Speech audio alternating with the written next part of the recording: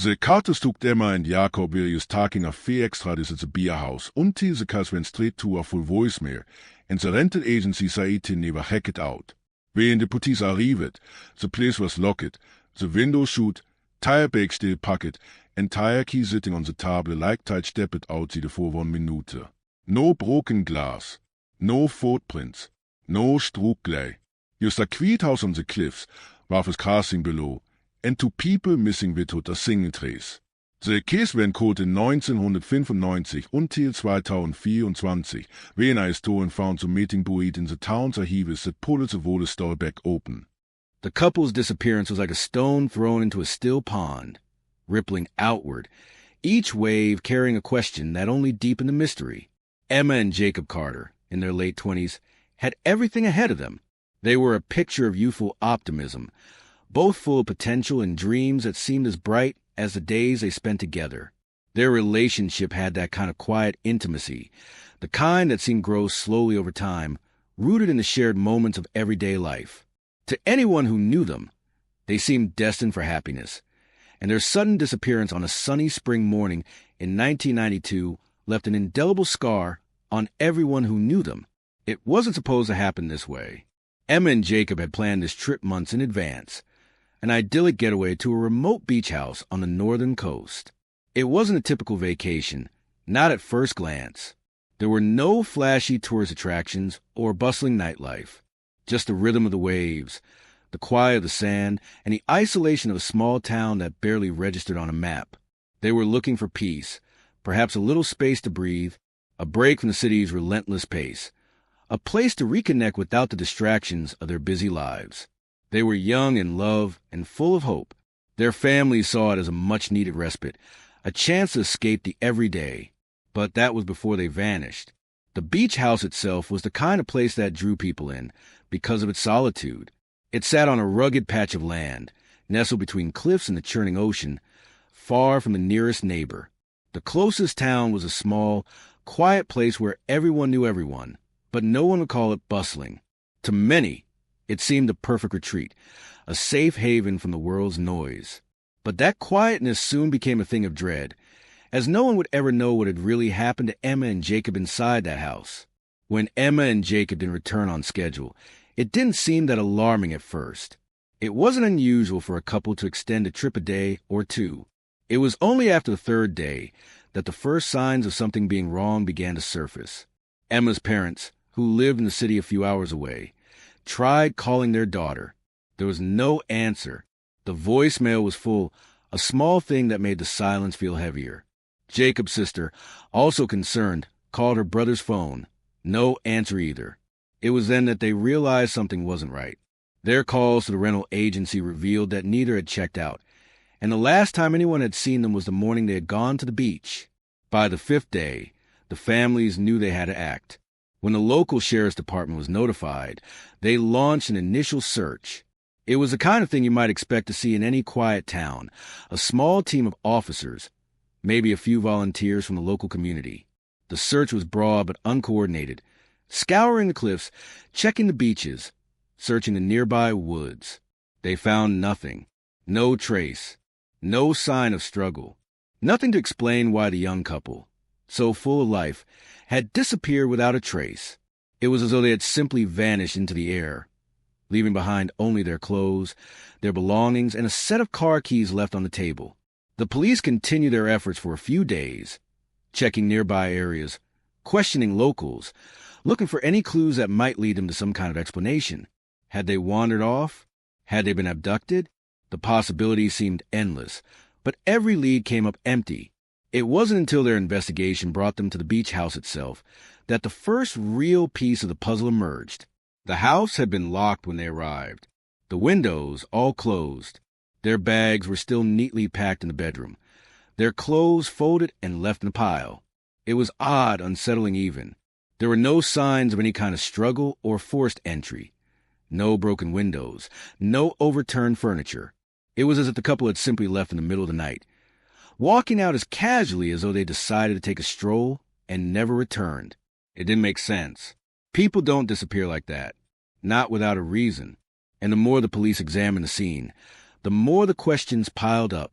Some of the locals speculated that perhaps the couple had gotten into an argument, a heated moment that led to a spontaneous decision to leave. Others wondered if there was foul play involved, some kind of hidden danger lurking in the small town. But there was no evidence to support either theory. There were no signs of blood, no broken locks, no signs of anything except the peacefulness of an empty house. Emma's family and Jacob's family were left to wonder, had they left voluntarily, or was something more sinister at play? As the first days of the investigation stretched on, there was a growing sense of frustration. The police tried to interview local residents, searching for any strange behaviors, any odd encounters. But the small town had no new leads. No one had seen anything suspicious. The beach house was so far removed from a nearest neighbor that there was no one who could provide an eyewitness account. Theories came and went. Perhaps they were in hiding, running away from something, or perhaps they'd met some kind of terrible fate, their lives snatched away by an unknown force. The most unsettling aspect of the whole case was a sense of eerie calm that surrounded the disappearance. There was no rush, no panic. Everything about it felt unnatural, as though Emma and Jacob had slipped into a void, and no one could track where they'd gone or why. Even their families, devastated by the loss, couldn't find the anger they might have expected. Instead, there was just a creeping fear, a gnawing sense of helplessness. It was as if the world had become quieter in their absence. The beach, once a place of joy and freedom, was now a place of terror, a reminder of what was lost and never recovered. And so the search continued. Days turned into weeks, weeks into months. The investigation went nowhere. The local authorities exhausted their resources, and the case grew cold. There were no new leads, no breakthroughs. As the months passed, the media lost interest. The families tried to keep the memory of their loved ones alive, but with each passing day, they too were left wondering if they would ever have answers. What had happened to Emma and Jacob Carter? Had they vanished into thin air, or had something far more terrifying happened in that isolated beach house? It was the kind of mystery that never goes away. The kind that stays with you long after the police stop searching, long after the headlines fade, and long after the phone calls and letters cease. It becomes something else, something bigger. It lingers, pulling at the edges of the mind, unanswered and unresolved. And for Emma and Jacob, it would be the question that would echo through the years. Where did they go, and what happened to them in that quiet beach house by the sea? Emma and Jacob Carter had always been the kind of couple people envied, without fully understanding what made their relationship so special. On the surface, they were ordinary, young professionals, both with careers they cared about, both with aspirations that seemed perfectly aligned. Emma, with her easy smile and quick wit, worked as a graphic designer for a tech firm, while Jacob, who had a quiet, introspective nature, was a freelance writer. Their worlds, at first glance, seemed perfectly complementary, and to those around them, they seemed to be effortlessly in sync with one another. Their love, although not without its challenges, had a grounded, organic quality. The way they looked at each other, especially when they thought no one was watching, was the kind of love people only imagine in stories. It was a kind of devotion that seemed to exist outside the rush of the world. Their relationship had been through the natural ups and downs of any young couple, but what was striking about them was the way they grew together, weathering difficult patches with an almost uncanny understanding of one another. There were moments, of course, where things weren't perfect. Arguments over small things, like who left the dirty dishes in the sink or which Netflix series to watch next, were a regular part of their life.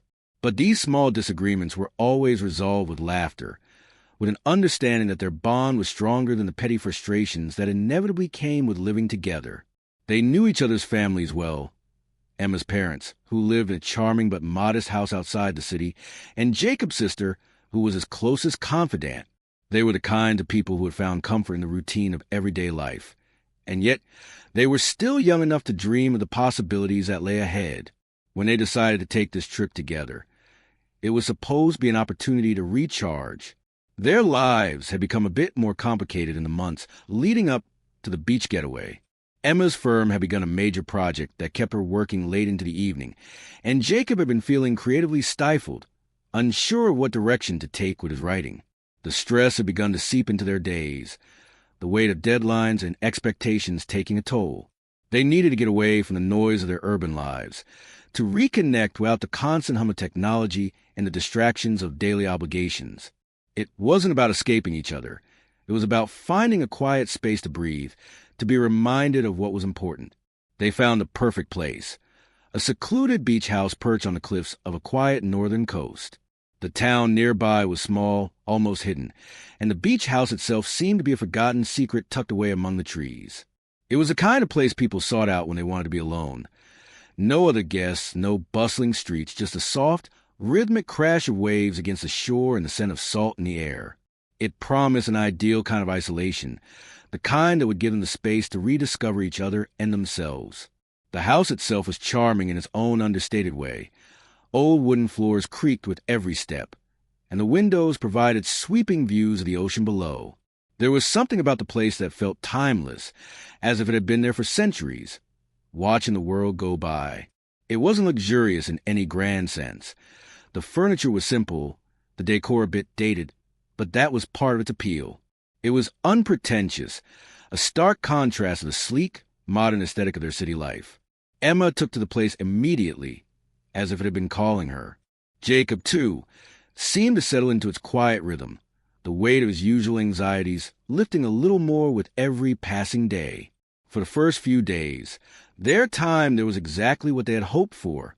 The mornings were spent walking along the beach, their feet sinking into the wet sand as they talked about everything and nothing. They found the simple act of sitting together by the water, watching the horizon stretch endlessly, comforting. There were no rushes, no appointments, just the space to be present with one another. They had breakfast together every morning, cooking in the small kitchen, laughing over burnt toast or spilled coffee. The nights were spent curled up with a book or a bottle of wine, talking until their voices faded with the sunset. But as the days passed, there was an undercurrent of something else, something that neither of them could quite put into words. It was subtle at first, an unspoken tension that neither could articulate. They had drifted, ever so slightly, into a space of silence that was unfamiliar. It wasn't an angry silence, but a quiet that spoke volumes, as if the proximity of the ocean and the isolation of the house had brought to the surface something they hadn't addressed in their relationship. There were moments when Emma would catch Jacob's gaze, only look away quickly, her mind spinning with thoughts she didn't want to voice. Jacob, too, seemed distracted at times, his mind far away even when his body was still beside her. It was a kind of unspoken distance that happens when people begin to outgrow each other without realizing it. They had reached a place where they no longer felt the need to speak every thought out loud, and in some ways, that was comforting. It felt like a kind of maturity, an understanding that there were things better left unspoken, but at the same time it was unsettling. That's what had started to worry Emma. She couldn't put her finger on it, but something about the air had changed. There was a quiet weight that neither could explain, and it wasn't clear whether it was something in their relationship or something more, something in the place itself that felt different. It wasn't fear exactly, but a subtle discomfort that seemed to linger beneath the calm. Still, they carried on. The days stretched lazily into the evenings, and the small shifts in their dynamic were easy to overlook. Jacob spent a few hours writing. He had brought his laptop with him, hoping the change of scenery would help him finish a piece he'd been working on for months. The first signs of trouble came almost imperceptibly, like the quiet flicker of a candle's flame before it burns out completely. At first, Emma and Jacob's families thought little of the delay. It wasn't out of the ordinary for them to extend a trip by a day or two, especially given the remote location of the beach house and the calming, almost hypnotic pull of the ocean. Time, they assumed, was stretching differently there. Perhaps they had simply decided to take a few more days to enjoy the solitude. But as the days slipped by, that initial sense of tranquility slowly gave way to an underlying anxiety that began to creep into minds of those who loved them. When Emma's parents called her phone on the third day of their absence, the voicemail box was full, the line constantly ringing through without an answer. They chalked it up to the possibility of a poor signal in the secluded area. The town was small, and the beach house was so far off the beaten path that the likelihood of a weak or non-existent signal seemed probable. But when Jacob's sister tried calling him and received the same result, Something in the back of her mind began to nag at her. She had always known her brother to be reliable, to keep in touch even when he was away. To not hear from him at all, not even a text, felt unlike him. And still, they waited, dismissing their unease as overreaction. By the 5th day, there was no more denying it. The absence of any communication became something harder to ignore. Both families, though miles apart, began to sense the same uneasy shift in the air. Emma's mother, who had been the first to voice concern, began calling the local sheriff's office, asking if anyone had seen or heard from the couple. The sheriff, though sympathetic, was calm in his response. "They probably just decided to take an extra day," he suggested. "I'm sure they'll show up soon. It's a quiet area. People get lost in the moment sometimes." His words, though soothing, did little to calm the rising dread that had taken root in the hearts of those closest to the young couple. The next call was made to the rental agency that had managed the beach house. A few more days passed without word from the couple, and this time, when the phone rang, the agency confirmed the worst of fears. Emma and Jacob hadn't checked out. The house remained locked, everything left behind as if they had simply walked out in the middle of the day and never returned. The agency had not heard from them since their arrival, and no one had followed up after they signed in. There had been no issues, no complaints, no signs of distress when they first arrived. The house was rented under their names, and the reservation had been paid in full. The thought that the couple could have simply disappeared without a trace felt increasingly impossible, but there was nothing else to explain it. The families, desperate for some kind of answer, began making calls to local hospitals, hoping that perhaps an accident had occurred, a slip on the rocks, a fall near the cliffs. But all the inquiries came back empty. There was no record of Emma or Jacob in the nearby emergency rooms. The local authorities, after receiving multiple calls from both sets of parents, agreed to send a few officers to the area. The search was low-key at first, just a few local deputies walking the beach, checking the nearby cliffs, and scanning the perimeter of the house. But even as they combed the shoreline and checked the immediate area for signs of a struggle, the situation felt more and more hopeless. The place was eerily quiet, and there was nothing that stood out as out of place. No broken windows, no tracks in the sand, no signs of violence, no indication that anything untoward had happened. The house, with its unassuming simplicity, looked as though it had been abandoned years ago. Days turned into a week, then 2 weeks. The police broadened their search, bringing in more officers and volunteers. They checked the woods surrounding the house, revisiting the beach several times, speaking to local residents. Yet the only thing that came back was silence. Emma and Jacob had simply disappeared. A few theories began to circulate. Was it possible that they had left voluntarily? Maybe they had decided to escape, to vanish and start over. But this didn't seem to fit the couple's personalities. Emma, especially, had been a planner, someone who always made sure everything was in order. Jacob had been reserved, but not reckless. It was hard to imagine them simply walking away from their lives without telling anyone, without leaving any clues behind. But the alternative, a more sinister explanation, seemed even more unlikely. No one believed that anyone would harm them. There was no real motive, no indication that they had crossed paths with dangerous people. Their disappearance didn't make sense.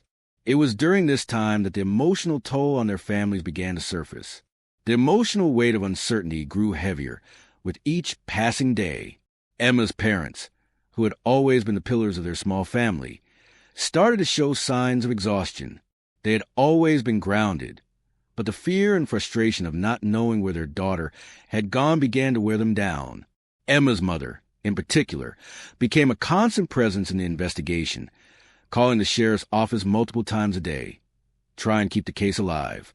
Jacob's sister, who had been close with her brother growing up, was beside herself with worry, constantly replaying every conversation they had had in the weeks leading up to the trip, searching for something, anything, that might explain his disappearance. It was a quiet kind of grief, one that settled over them like a fog, never fully lifting. The sheriff's department kept searching, though their efforts began to feel more and more futile. Each day that passed without any new information made it harder to stay hopeful. There were no signs of foul play, and yet the longer they searched, the more haunting the question became. If they hadn't left willingly, then where had they gone? Why had Emma and Jacob simply vanished without a trace? What could explain the sudden absence of two people who had seemed to have everything ahead of them? As the weeks wore on, the investigation began to grow colder. The police didn't give up, but their resources were limited.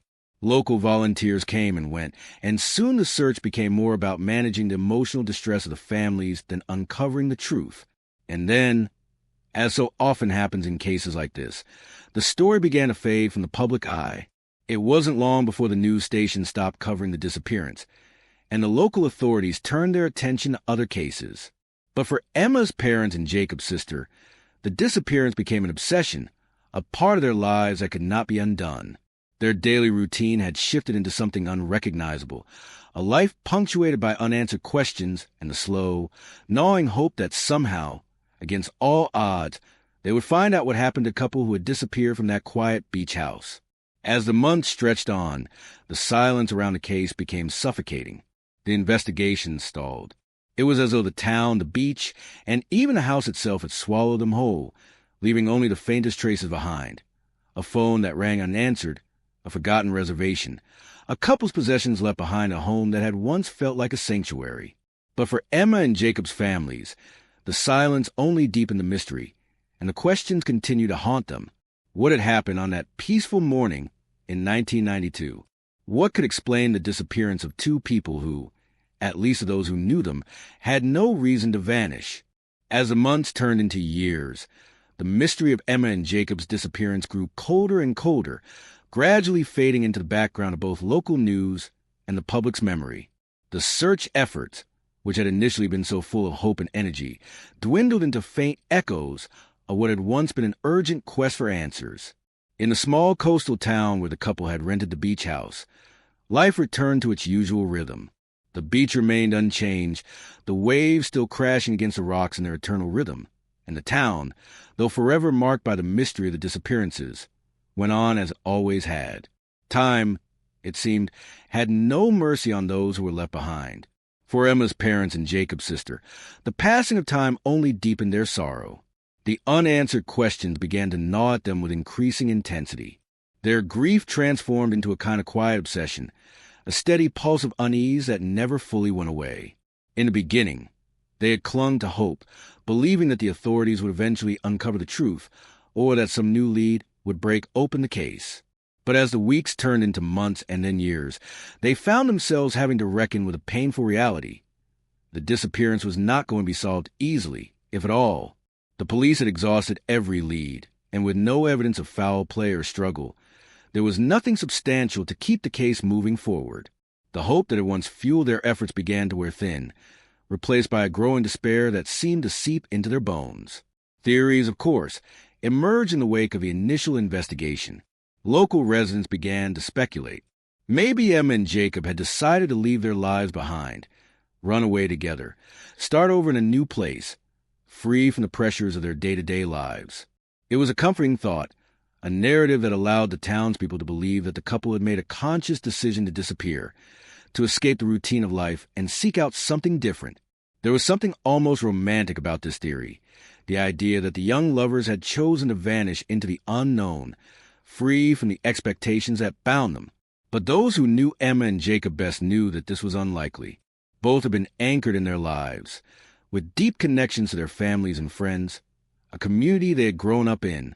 It seemed out of character for them to suddenly abandon everything without a word. Another theory that began to circulate was the idea that the couple had fallen victim to a local predator. Some locals whispered that the isolated nature of the beach house made it a perfect hunting ground for someone with ill intentions. It wasn't an unreasonable theory, especially given the history of the area. A place where the land met the sea in jagged cliffs and hidden caves, where the remoteness could be disorienting for anyone unfamiliar with the terrain. But this theory also came with its own set of contradictions. There were no signs of forced entry at the house, no signs of violence. Emma and Jacob hadn't been seen in any kind of distress when they arrived, and their families couldn't think of a single reason why they would be targeted in such a way. The more the police looked into it, the more they came to the conclusion that there was simply no evidence of foul play, which left the case frustratingly open-ended. It felt as though the investigation was chasing shadows. Every lead led to a dead end.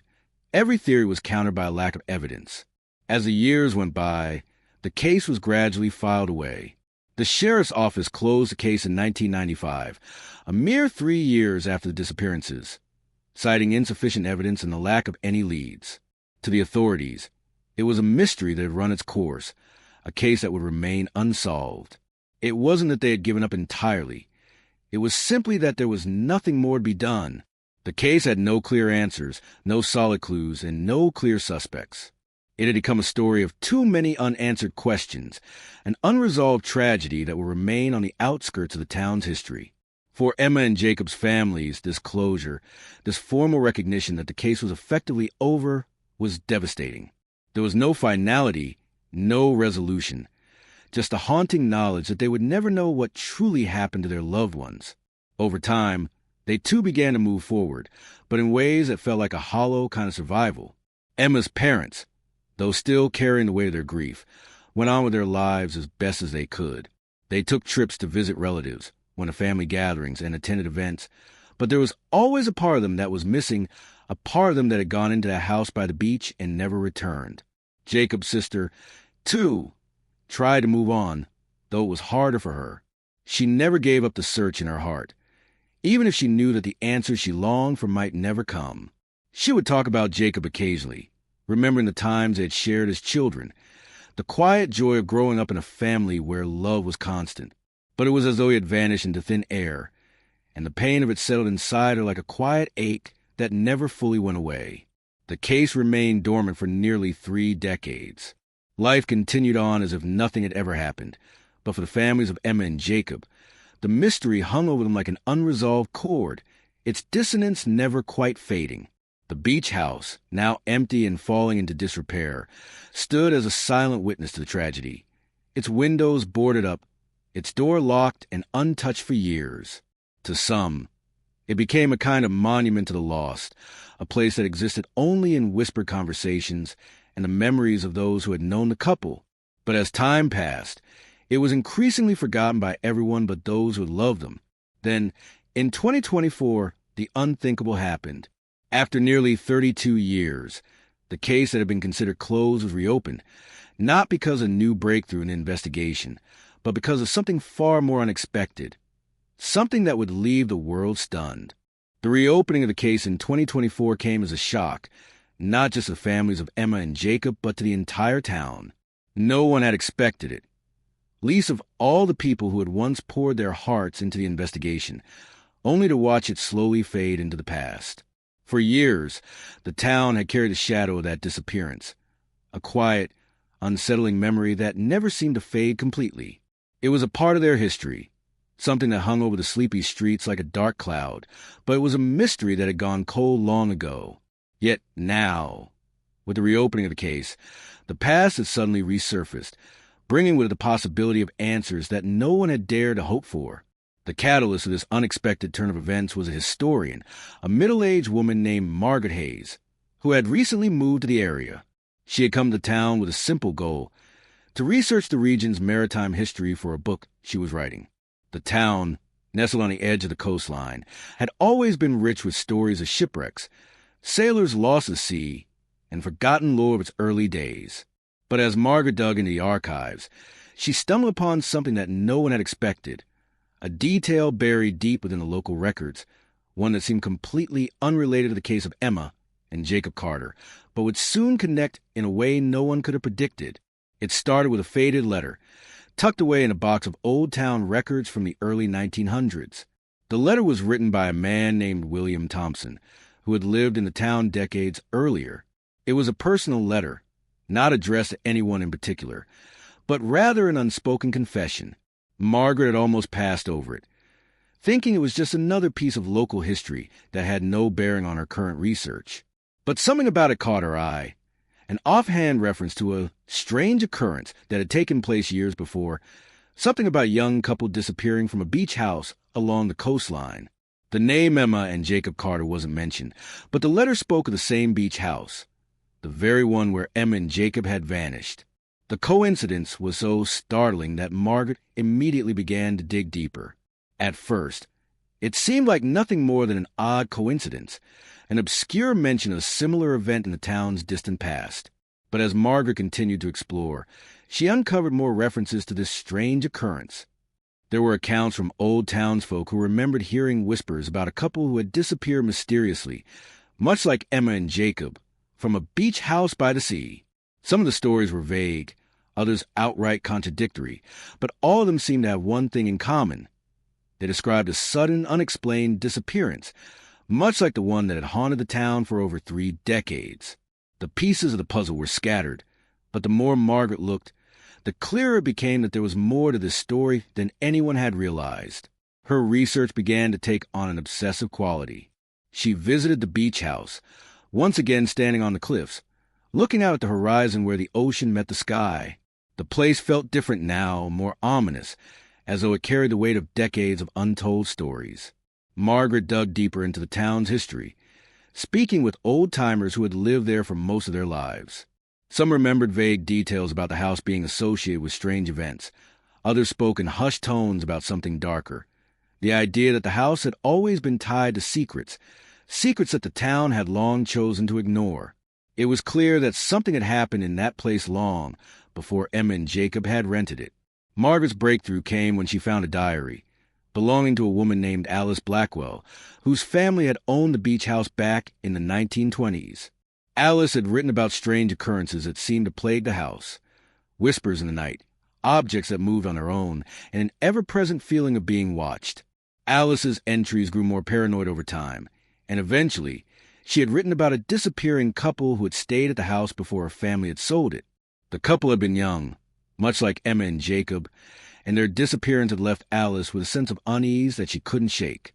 In one particularly chilling entry, Alice wrote that she felt as though the house itself was calling to her, as if it had a mind of its own, drawing people in only to swallow them whole.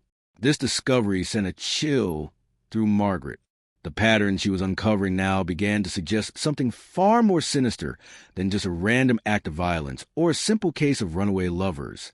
It seemed that this beach house, which had once been a retreat for those seeking solitude, might have been hiding a dark secret all along.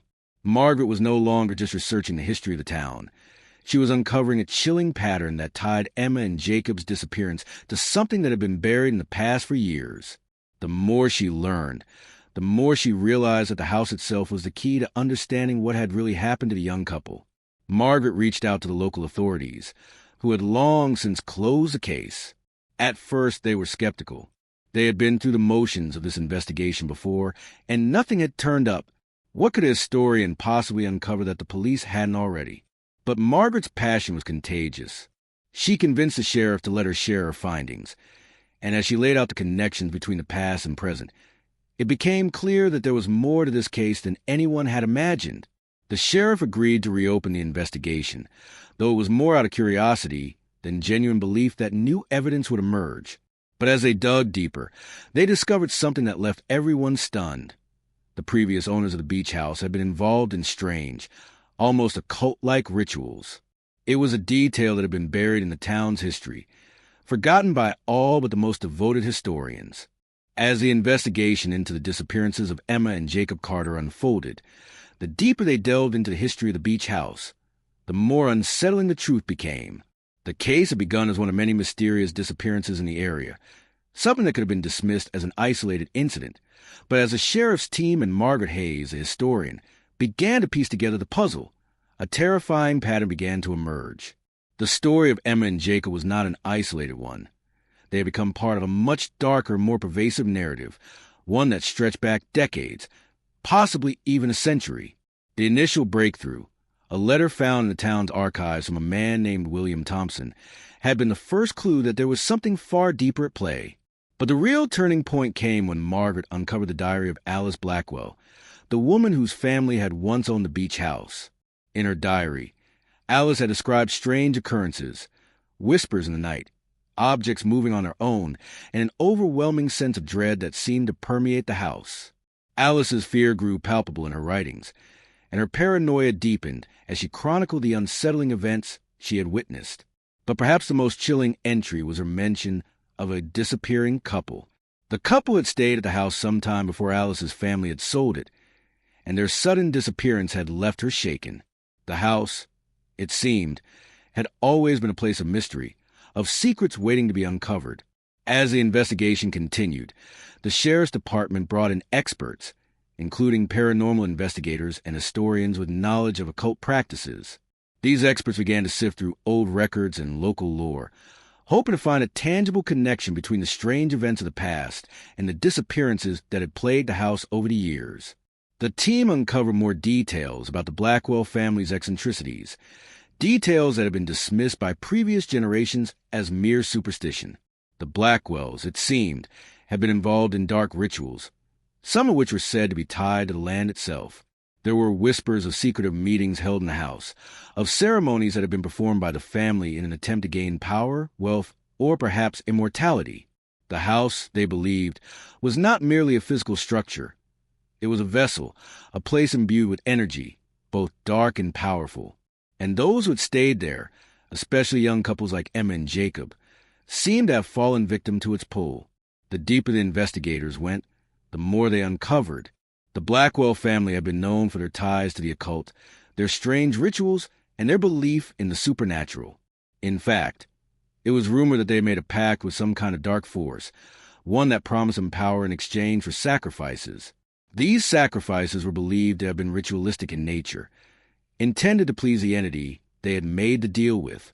But as the years went by and the Blackwell family's wealth and influence grew, they grew more secretive, more paranoid. There were stories of the family becoming increasingly reclusive, of their rituals growing more bizarre and dangerous. The house, it seemed, was both their sanctuary and their prison. They were trapped in a cycle of dark energy that they had helped to create, and they could never escape it. But it wasn't just the Blackwell family's history that the investigators had to contend with. They also began to speak with locals, longtime residents of the town, who had witnessed the strange events associated with the beach house over the years. One elderly woman, who had lived in the town for more than half a century, spoke of hearing stories passed down through generations about the house's cursed nature. She recalled her grandmother telling her that the house had always been a place of darkness, a place where people went to disappear. It was said that the house had an almost magnetic pull, drawing in those who were looking for something more, something beyond the ordinary. Young couples, people like Emma and Jacob, were the most susceptible. They came to the house searching for peace, for solitude, but what they found was something far more sinister. As the investigation progressed, the town's history began to reveal itself in ways no one had anticipated. The sheriff's department, along with a team of experts, began to uncover accounts of other couples who had stayed at the beach house and vanished without a trace. These disappearances, much like Emma and Jacob's, had been written off as accidents, suicides, or voluntary disappearances. But the more they looked, the more the pattern became undeniable. Each of these couples had been young, hopeful, and full of promise when they arrived at the beach house. But something had happened while they were there. They had all disappeared without a single clue left behind. And in each case, the house remained empty for a time before new tenants arrived, only for the cycle to repeat itself. The investigators began to theorize that the house itself was a catalyst for these disappearances. It wasn't just the people who were drawn to the house. It was a house that was pulling them in, using its dark energy to seduce them, to trap them. The house had a long history of being a place of power, but it was power that came at a terrible cost. The Blackwell family had been first to make a deal with whatever entity controlled the land, but over the years, the house had claimed others, each time drawing new victims, each time feeding off their hopes and dreams. It was as if the house itself had become a living, breathing entity, one that fed on the energy of those who stayed within its walls. For Emma and Jacob's families, this new line of investigation was both terrifying and heartbreaking. They had always suspected that something more sinister had been at play in their loved one's disappearance, but the idea that the house itself might have been responsible was a notion they could barely comprehend. As the investigation into the strange occurrences surrounding the beach house continued, a growing sense of dread enveloped the town. The unsettling truth about the house's dark history had begun to take shape, and with it came a realization that no one had been prepared for. The house, once seen as just an isolated beachside retreat, had now taken on the identity of a living, breathing entity, a sinister force that had been manipulating the lives of those who entered its doors for decades. It wasn't just the tragic disappearances of Emma and Jacob that had drawn attention. It was a dark energy that seemed to haunt the house and the land it stood upon, an energy that had quietly consumed the lives of others before them. For the families of Emma and Jacob, the revelations about the house were nothing short of devastating. They had spent over 3 decades searching for answers, desperately trying to piece together the mystery of their loved one's disappearance. They had never imagined that the key to understanding what had happened lay within the walls of the house itself, a house that had been both a refuge and a trap. The thought that their children, once so full of life and promise, had been lured into this dark web was a cruel blow. It was one thing to lose a loved one to an accident or even to a crime. It was another thing entirely to know that their fate had been sealed by an invisible, malevolent force that had been pulling the strings all along. In the wake of these revelations, the investigation took a darker turn. The sheriff's department, now fully aware of the house's terrifying history, enlisted the help of paranormal experts and occult researchers. They understood that this was no longer just a missing persons case. It was a battle against something far more dangerous. The team of investigators began to study the history of the house with a new perspective, focusing not only on the Blackwell family's occult practices, but also on the possibility that the house itself was the source of the dark power that had claimed so many lives. The more they uncovered, the clearer it became that the house was not merely an ordinary structure. It was a place where the boundary between the living and the dead had become thin, a place where the forces of darkness seemed to have rooted themselves deep into the earth. There were accounts from previous tenants who had stayed at the house, some of whom had left in a hurry, describing strange sensations, unexplainable sounds, and an overwhelming sense of unease. These reports had been dismissed as mere superstition in the past, but with a growing body of evidence, it was becoming increasingly clear that there was something far more sinister at play. The Blackwell family's history, once considered eccentric but harmless, now appeared to be a critical piece of the puzzle. Their occult practices, which had once seemed like an oddity of their time, had been much more than that. They had been the catalyst of the dark energy that now permeated the house. The rituals, which had been performed in secret, were not just for power or wealth as initially believed. The Blackwells had sought to bind themselves to something much darker, something beyond the material world. And in doing so, they had inadvertently created a gateway for this darkness to enter the world. The house had become the focal point for this malevolent energy, a place where the spirits of those who had been drawn in by its power were trapped, never able to move on. The investigators soon discovered that the disappearances were not the result of some random force, but rather a deliberate process, a mechanism that the house had designed to draw in those who were most vulnerable.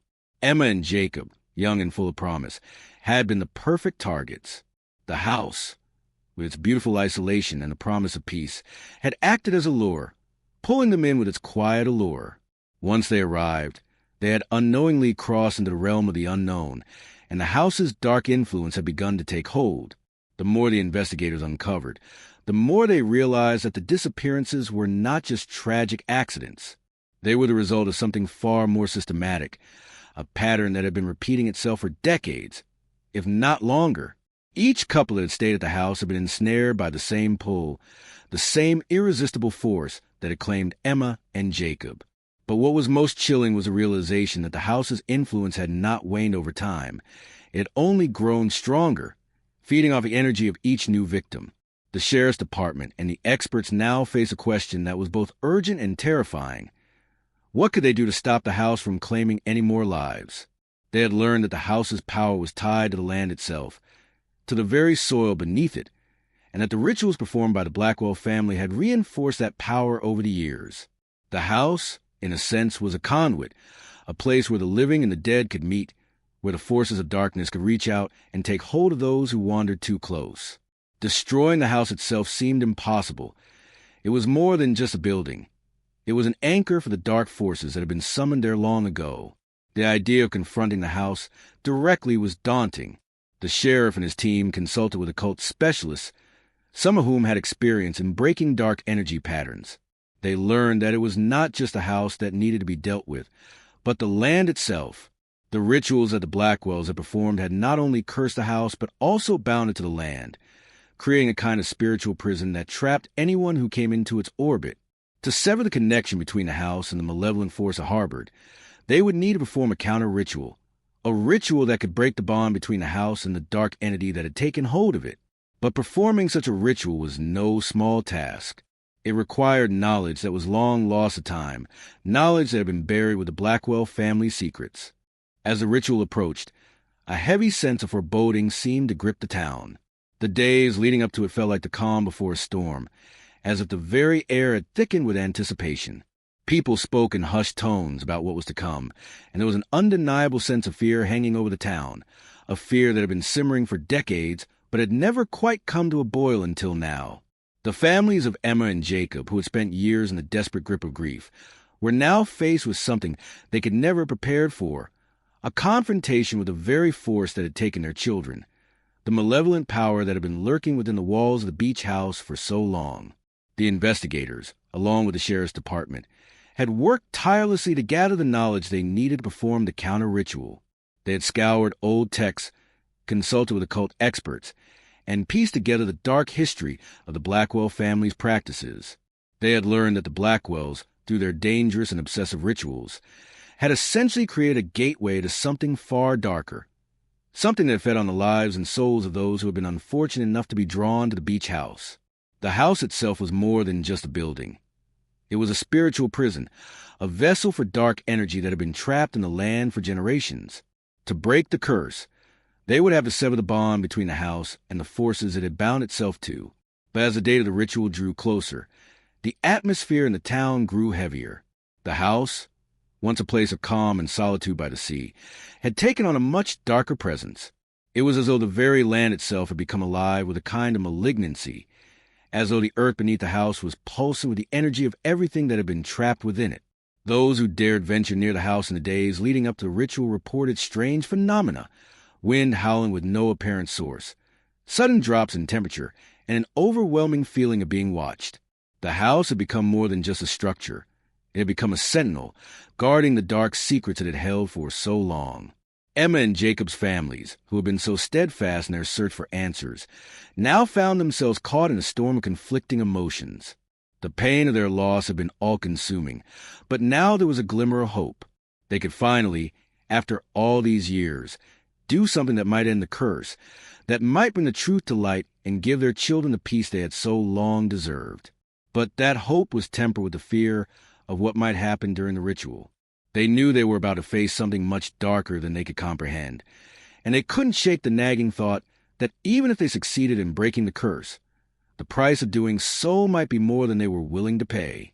The sheriff's department, having worked alongside the families and occult experts, began to finalize the details of the ritual. It was to take place on the night of the full moon, when the energy of the earth and sky would be aligned. They believed that this alignment would give them the best chance of severing the house's connection to the dark forces it had been feeding on. But the closer they got to that night, the more the town began to feel like a powder keg, every resident holding their breath, waiting for the inevitable spark that would either release them from the house's grip or doom them all to its darkness. On the night of the ritual, the beach house stood ominously on the horizon, its silhouette outlined against the moonlit sky. The air was thick with tension, the sea crashing against the rocks below, as if the very world was holding its breath. The families of Emma and Jacob arrived at the house early in the evening, their emotions a tangled mess of grief, fear, and hope. They had come so far, and now they had to face the unimaginable. They could barely comprehend what was happening, but they knew that this was their chance, perhaps their only chance, to finally free their children and others who would suffer the same fate from the grip of the house. The investigators and experts gathered at the base of the hill, preparing for the ritual. They had spent weeks setting up protective barriers around the house, using symbols and talismans to shield themselves from whatever malevolent force might try to stop them. The air around the house felt charged with energy, as if the very fabric of reality was shifting. As the full moon rose higher in the sky, the ritual began. With each passing moment, the intensity in the air grew. The ritual, which had been carefully crafted to sever the house's connection to the dark forces, was delicate and complex. Every word spoken, every gesture made, carried enormous weight. The family stood at a distance, watching as the experts chanted ancient incantations, their voices rising in unison. The wind picked up, swirling around the house with an intensity that seemed almost unnatural. The house itself seemed to groan, as if it was aware of what was happening, as if it was struggling against the ritual, fighting to hold on to the power it had accumulated over the years. Emma's parents stood together, their hands clasped tightly, their hearts pounding in their chests. They had waited so long for this moment, but now that it was finally here, they weren't sure if they were ready. They had suffered unimaginable pain over the years, but this was different. They weren't just mourning the loss of their daughter. They were facing reality that the very place where she had disappeared might hold the answers to her fate. The fear that had taken root in their hearts over the years seemed to intensify now, but they couldn't turn back. They had to see this through, for Emma, for Jacob, and for the others who had been lost to the house. Jacob's sister, too, stood off to the side, her mind racing with memories of her brother. She had spent years searching for him, clinging to the hope that one day he would be found. But now she was faced with a horrifying truth, that her brother had been taken by something far beyond human understanding. The silence that followed the completion of the ritual was not a peaceful one, but a heavy, suffocating stillness that seemed to hang in the air, lingering like the calm after storm. The wind had stopped. The crashing waves at the foot of the cliff no longer carried their usual rhythm, and the whole world seemed to have drawn in a breath and held it. It was as if time itself had paused, waiting, watching, for some indication that the ritual had succeeded, for some sign that the curse that had haunted the beach house for so long had finally been broken. The families of Emma and Jacob stood in a tense, anticipatory quiet, their faces pale with the weight of everything that had led them here. For the first time in years, the world seemed to open up before them, filled with a flicker of hope, but that hope was tempered by uncertainty. Had they succeeded? Had they truly freed their loved ones from the grip of the house? Or had they unleashed something far worse? Something that could never be put back into the shadows? The investigators stood alongside the sheriff's team, their faces grim and worn from the intensity of the ritual. They felt the surge of energy, the moment of release, the shift in the air as the house had trembled under the weight of the dark force that had once claimed so many souls. But even they, seasoned as they were in deal with the unknown, were left with an overwhelming sense of unease. There was no way to know for certain whether the house's dark influence had truly been broken. They had done everything by the book, following every step, reciting every incantation, performing every ritual necessary to sever connection between the house and whatever entity had taken root there. But in the end, the true test would come the days that followed, in the subtle shifts, the lingering presence, or the complete absence of any sign that the darkness had been truly expelled. As the full moon dipped lower in the sky, its light softening, the families made their way toward the beach house, their hearts heavy with the possibility of finally understanding what had happened to Emma and Jacob. The house, bathed in the pale moonlight, looked almost serene now, its silhouette no longer a menacing shadow, but forgotten monument to the past. It had been the place of their greatest torment, but now, with the ritual completed, it felt almost ordinary, yet tainted with the weight of everything that had transpired within its walls. Emma's mother walked ahead of the group, her steps hesitant but determined. She had spent so many years living with the haunting memories of that day, of the phone call, the waiting, the unanswered questions. She had never given up on the belief that one day her daughter would be found. She had always hoped for an explanation, for closure. But now, standing before the house, she realized that the answer she had been searching for might not come the way she had expected. This was no longer a simple matter of finding her daughter. It was about understanding the nature of the house, the forces at play, and what had truly happened to Emma and Jacob. Her heart ached as she thought of the years she had lost, the pieces of her life that had been consumed by this search. She had been holding on to the belief that Emma was still out there, waiting to come home. But now, faced with the undeniable reality of the house's dark history, she wondered if that hope had been a mere illusion all along. Jacob's sister, too, felt the weight of the moment. She had never stopped looking for her brother, never stopped believing that the answers were out there. The years of searching had become a part of her, as much a part of her as her own name, her own identity. But as they stood before the house, she felt a strange emptiness settle within her. What would they find when they crossed the threshold? Would they discover what had really happened to Jacob? Or would the mystery only deepen, leading them into a darker, more horrifying reality than they could ever have imagined? The group slowly made their way up the porch steps, their footsteps echoing in the stillness. It was the first time in decades that they had approached the house with anything other than fear or dread. For so long, the house had been a symbol of their pain, their unanswered questions, a place that had taken so much from them. But now, as they stood before it, it felt different. The air around them was charged with a kind of quiet anticipation, as if they were about to uncover something long buried, something that had been hidden in plain sight for all these years. As they entered the house, the familiar musty scent of aged wood and salt water filled their nostrils. The air was thick, but not with the malevolent presence they had once felt.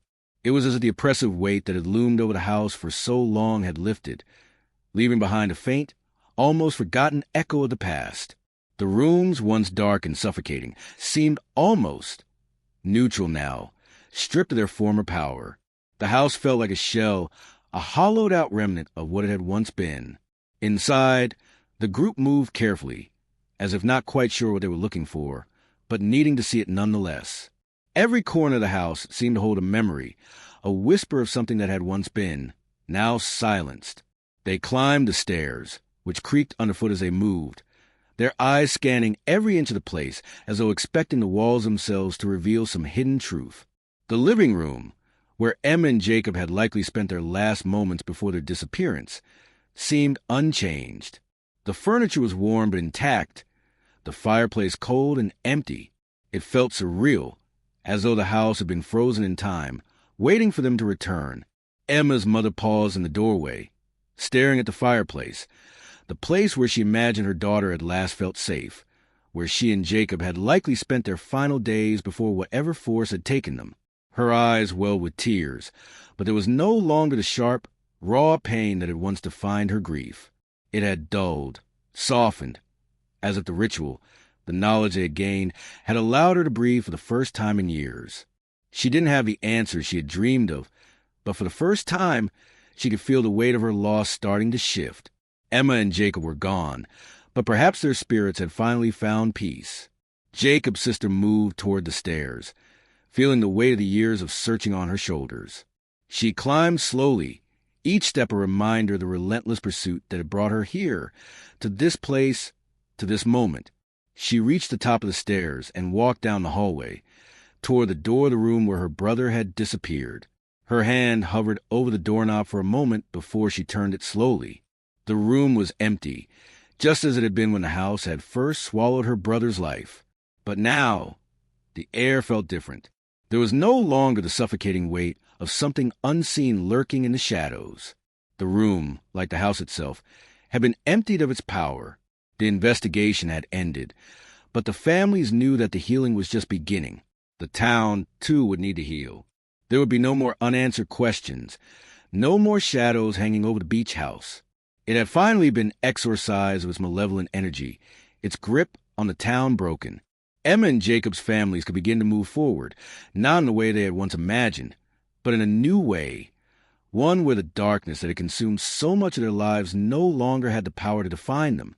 The last thing they did before leaving the house that night was stand together outside, facing the horizon. The moon, now low in the sky, cast a soft, silvery light over the waves crashing against the shore. For the first time in years, they all felt the promise of a new dawn, a sense that the weight of the past had finally been lifted. The house, once a symbol of loss and terror, had been freed of its curse, and in that moment, they knew that they had reclaimed something far more important than answers. They had reclaimed their lives. The days that followed the ritual were slow, heavy with the weight of what had just occurred, and yet there was a sense of relief that hung in the air, a kind of quiet exhale after decades of holding one's breath. The town, which had lived in the shadow of the beach house for so long, began to feel different.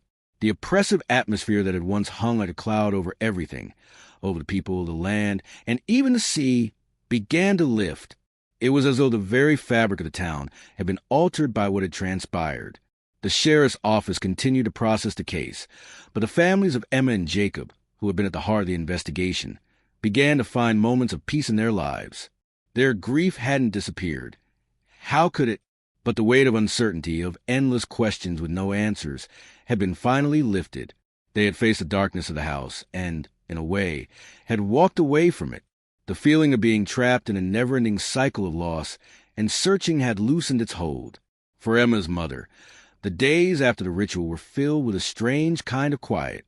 She woke each morning with the sense that something had changed, though the pain of losing Emma could not be erased.